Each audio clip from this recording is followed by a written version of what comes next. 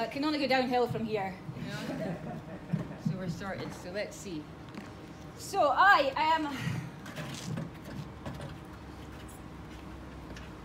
Go. You're quite a bonny bunch of people, are you? Smiling and ahhing. Normally I'm just used to people scowling at me, so I'm not really sure how to respond. It's early, yeah?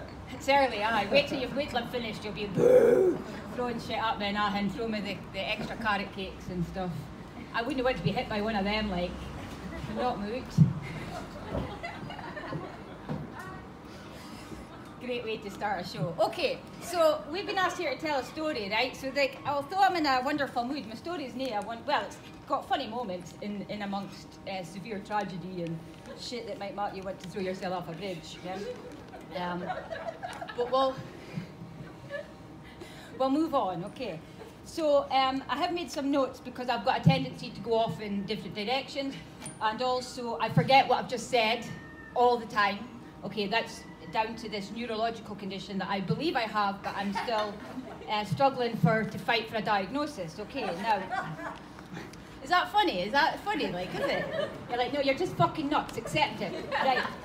Which is the debate? Okay, which is the debate? Is that I believe I have porphyria. Have you heard of porphyria? It's madness of King George. Right? Okay. I believe this gene is largely endemic to Western Europe because all of your royal families were carriers of this mutation. I also believe it's the gene that the likes of Moses had and the Davidic lines, because of the symptoms in the Bible I can demonstrate are almost identical to the symptoms of this condition. Okay. Now the condition is dormant. You kind of tell that people have got it, right? So it's like a secret condition. In order to trigger it, in order to have observable symptoms, you need to be triggered by things like environmental stressors, biological stressors can also trigger it, and social stressors can trigger it. It's, okay, I need to slow down. And also just to give you some time to process that information. Hold on. Okay, were you with me? Okay. Whew. I should have brought a joint with me because it's outdoors, I wouldn't have gotten busted. Okay. So, I believe in the course of my life, both myself and my mother in particular, I believe my extended family have got this, but that we have been triggered on multiple different occasions by drugs and treatments that we've been given by doctors, things that we've been prescribed. So my mum has been detained in psychiatric hospital 4 times directly as a result of medicine she'd been prescribed for a physical symptom, like an eye infection or something.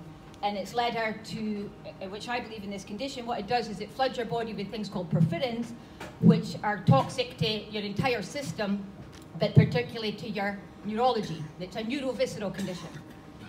So there's no denying that when my mum and I are triggered, that our behaviour is diabolical, right? We are making excess demands on people, critical of the entire world. We're like prophets.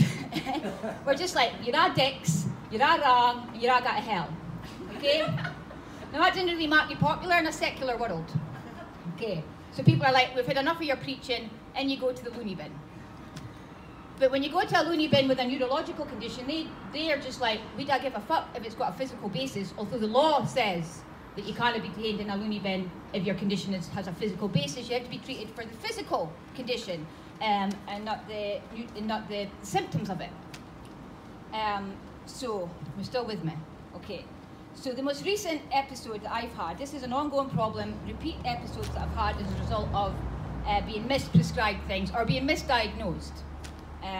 Porphyria can be misdiagnosed as over 150 different conditions, depending on how it presents and depending on the specific toxin.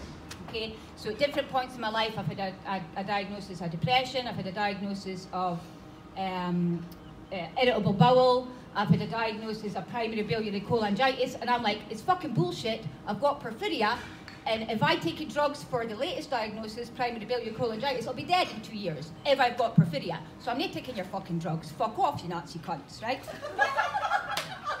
Right? That's how I speak to the doctors now. Right? Because it's a Jew gene, right? It's a fucking Jew gene, right? It's a Moses fucking glowed in the dark, right? In the Bible, he glowed in the dark. I glowed under a UV light, my skin fluoresces. Fluoresces pink and purple. right? So I'm not fucking human, okay? Right, I'm not fucking human. And I am sent by God to tell you this story. Okay, so here goes. So in October this year, last year, I went to my dentist and he fitted, they wanted to replace a filling. And I was like, well, I'm not wanting any more fillings because metals, heavy metals, are toxic to porphyria. They block the enzymes in the production of heme, and then can produce chronic symptoms as well as acute symptoms. And she was like, I was like, take a tooth, just take a tooth. I want all my teeth out. I want to go back to God toothless, right? Because I've got fillings in most of my teeth. And she's like, I can't take it out, it's a healthy tooth. I'm like, you've told me that the filling needs to be replaced. It does, but I'm not allowed to take out a healthy tooth. I was like, okay, we'll try a different material. What about resin? I'm thinking, this new shit, no toxic at all. I fucking wrong. Within a few days, I get an out filling in my face, and understand I didn't make any association with the filling because I thought it was safe. I was in hospital with a sinus arrhythmia, which is when your heart is skipping beats, and out of sync, the polarity of your heart's out of sync. I couldn't be in a room with a microwave on. I was vomiting, throwing up, being sick. And I went up to the hospital. I've got all of this documented. But again, I was just like, something is triggering my porphyria, but I don't know what it is. But I don't have a diagnosis, so I can't get treatment for it, right? So that's fine.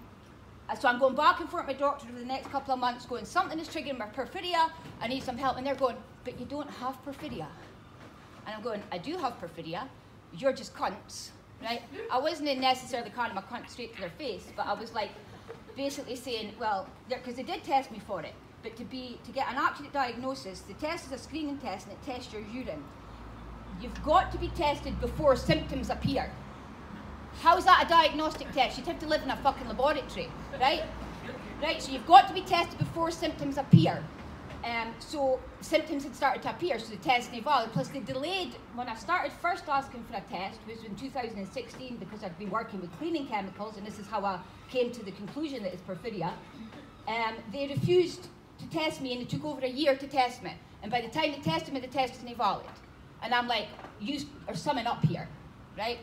So I've come to the conclusion that they've known since my mum was a child that we have this gene. And I've come to the conclusion that they've always known that I've got it. And I can see in the records that they're communicating with each other that we've got this gene. So for example, in the psychiatric record, it uses the word disinhibited. And I'm like, I'm not disinhibited, I'm an eccentric and a fucking genius, right? Okay, I choose to be this way. It's not because I'm out of control, but disinhibited is the literal translation of porphyria. It means to unravel or unbind or to set free. Right? So they know I've got porphyria, and they know my mum's got porphyria, and they've left just undiagnosed.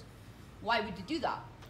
Well, because if I'm right about my conclusions and I'm right about my research, this is the Jew gene, and all of medicine is harmful to you. All of medicine. There's like one half of one page or one document stuff that's considered safe for you if you've got porphyria. Every other aspect of medicine, every other chemical, dental treatment, everything will trigger illness, acute and chronic illness in people with this gene. So standard routine medicine has been designed in a way that kills people with this gene, right?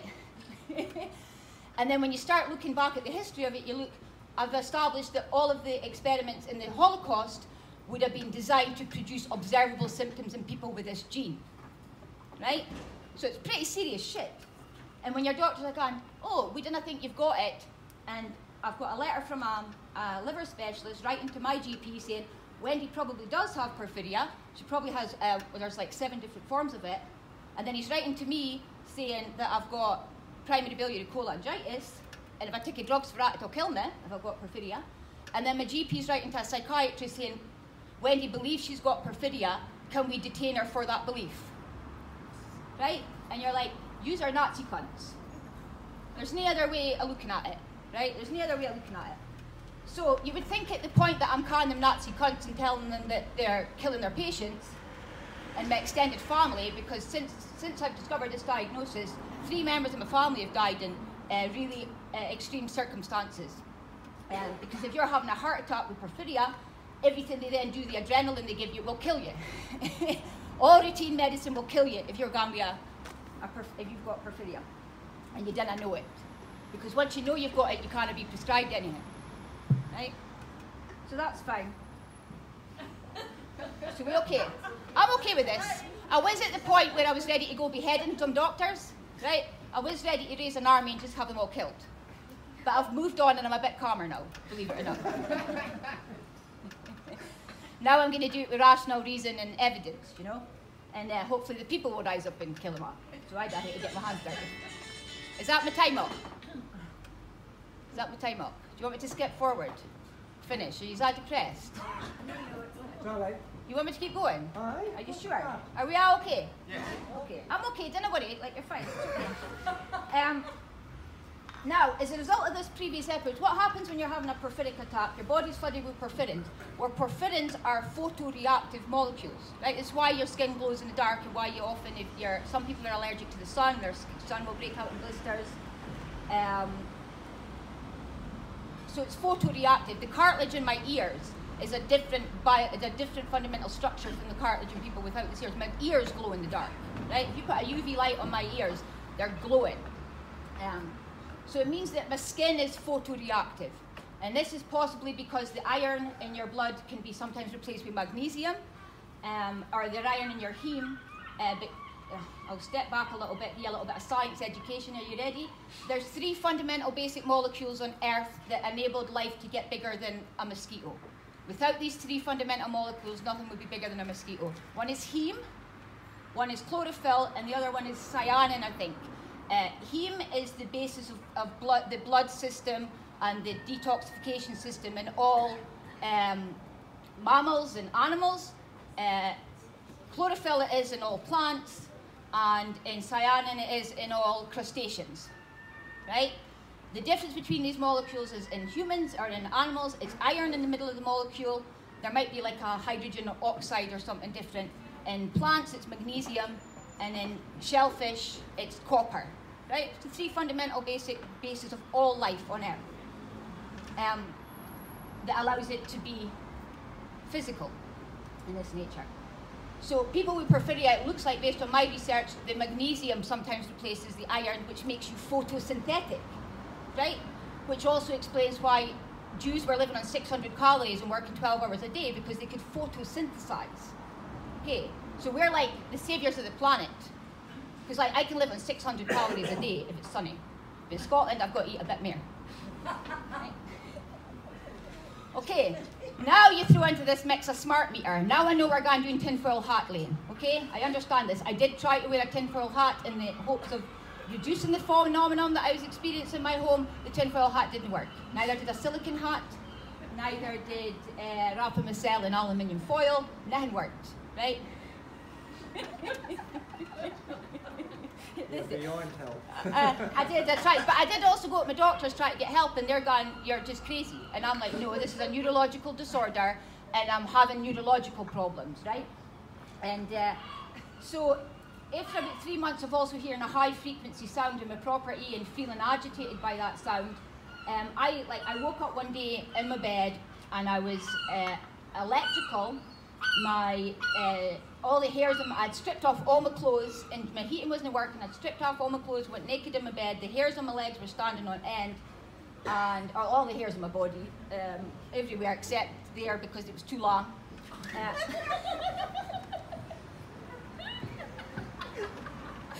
I had to lighten it up a little bit, right? The bed was vibrating, like properly vibrating, because I was on a high bed and I'd anchored one corner because I'd taken off a beam. So I'd created a conductor, but also in my body, because when you're having a porphyric episode, the iron in your body goes to 3+. Plus you've got more magnesium in your body, so you're more, and the iron in your body goes to 3. That fundamentally shifts your electromagnetic fields, right? Because normally your iron in your body is at 2+, right? So I just basically became a wire. Right? So I woke up in the morning and my bed is shocking and ahhing, and I'm like, and my blood is fizzing, and I'm like, right, something's going on with the environment, something's changed in the environment. I still didn't associate this with a porphyric episode, because once you start having a porphyric episode, you kind of think, because it's wiping your frontal lobe. Like you're actually feeling that happening as it's happening. You're having memory problems, and you kind of communicate, and you kind of think, and you're upset, and you're emotional, and then also you're being electrocuted in your bed, right? You're like, oh, what a fucking nightmare. So then I phoned the environmental health. I investigated. I went to the power station. I was listening at the power station. Is that a noise I'm hearing? I went to my neighbours' houses because one of them said that he had a fridge that was on a blink, because I'd checked using a spectroid. I had done a measure of the sound frequencies in my property and then established that there was a half a dozen things that could produce that noise at that frequency that I was hearing. And so I went to everything else that it might be, like the fridge, my neighbour's washing machine, the power stations, the substation at the end of my house, and it was none of those noises that I recognised. And then I found someone saying smart meters. And it turns out that some cunt had put 2 smart meters illegally on the wrong supply line in the corridor in my building that should have been inside people's properties, right? So I've been feeling this and being directly affected by this phenomenon. But you try telling somebody that you're hearing smart meters, right? That you've been trying tinfoil hats.